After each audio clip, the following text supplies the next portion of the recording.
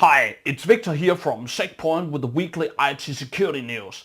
We do have a lot of very interesting stories for you today.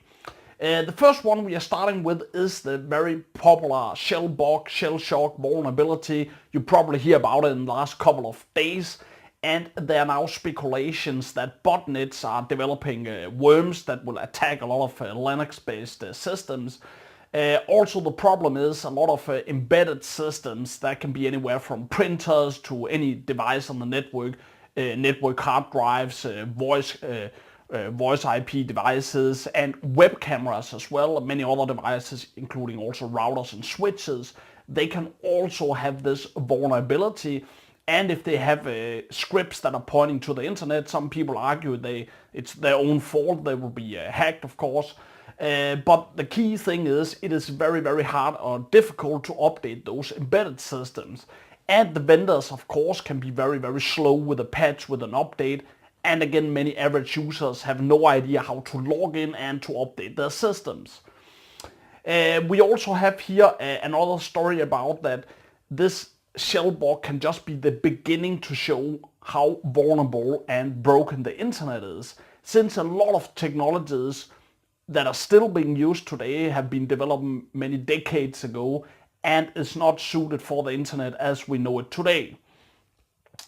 We have another news story here about a CSC Hacker Case going on in Denmark. We're covering the story here on day 10. There are some very interesting revelations.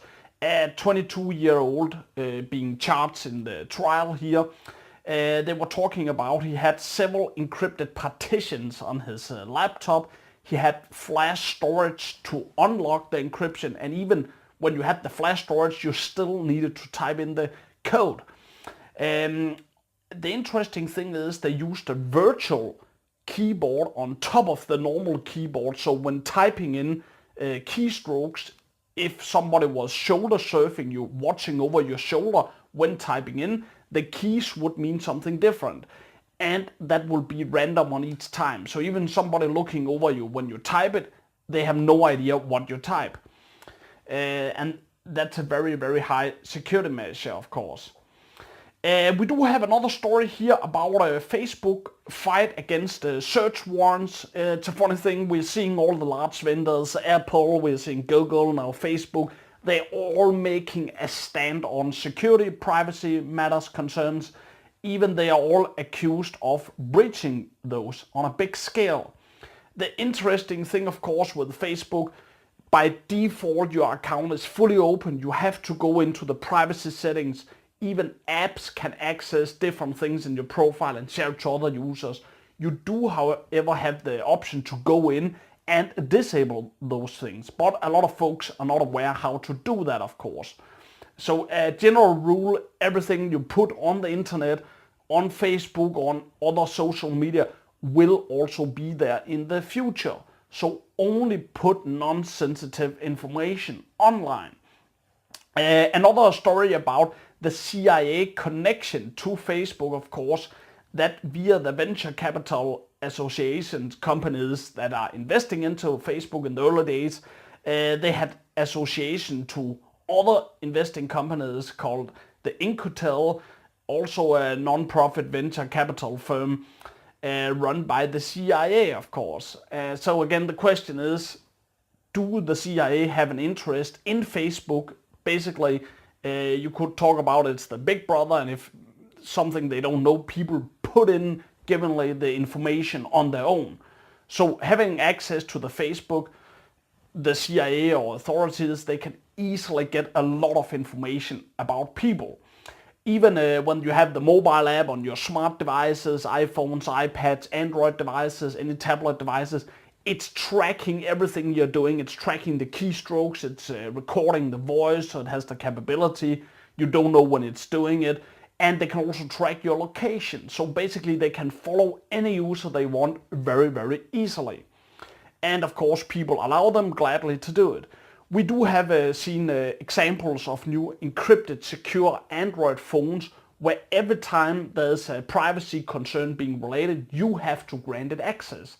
But again, a lot of folks, they use the standard Android, standard iPhone, where everything is allowed, and they have no clue. We also have here another stand from the FBI, concerned about one of the key people there, FBI boss James Comey, concerned about all the Android, Apple. A lot of them are now saying they're going out encrypting all the data. Of course, that could all be a farce, because we know in some countries it is admittedly that, for example, Apple in China, they do store information locally, and nobody knows if they hand it over to the Chinese government, but they have had job posts for people to do that. So there can be a lot of connections there. Another very important thing, we do have updates for the very popular Firefox browser, spoof on the old Netscape browser. Some people say it's the best internet browser at this moment. You can go and watch all of the source code, see if there's any backdoors. And of course also the very, very popular email client Thunderbird for the open source community. And they are now plugging very critical SSL vulnerabilities that could allow for man-in-the-middle attacks. So if you're running the Firefox or the Thunderbird browsers, please make sure to upgrade to the latest versions. We do have a story here on the iPhone 6, very popular phones from Apple, of course, the 6 and the 6 Plus edition, that the Touch ID fingerprint scanner can be fooled. We had similar stories on the 5S, of course, and again, people think they can just fool the fingerprint in 10 seconds. Actually, it took the attacker, in this case here, 8 hours. And they are saying it's not a walk in the park. So a lot of things are being done from Apple's side to make everything more secure. So even spoofing the fingerprint is not an easy thing to do. However, it can be done with a lot of resources. We also have a story here about Julian Assange reporting in an interview. He's calling Google the private NSA. Basically, Google is going out saying they are not spying on people. Even we know, of course, Google, they're reading all the Gmails. They are making patterns from the text inside the messages. But of course, Google's Eric Schmidt is now replying to Julian Assange, saying he's a paranoid and lives in luxury. And of course, saying that they're encrypting everything and they don't have access. So again, that's a controversy if you believe them or if you're not believing them. Again, the general rule of the matter. Never put things in the cloud, put things online you don't want to be publicized. Keep it on local encrypted storage instead. Another story here, again, we have in the follow-up on the earlier stories about very, very large sites being compromised. We had the Best Buy and other chains as well.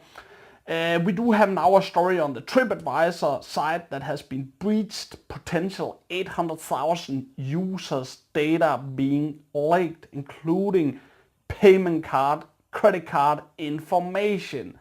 They got onto the matter when the payment card companies were telling them there were unauthorized transactions going on with their users' information.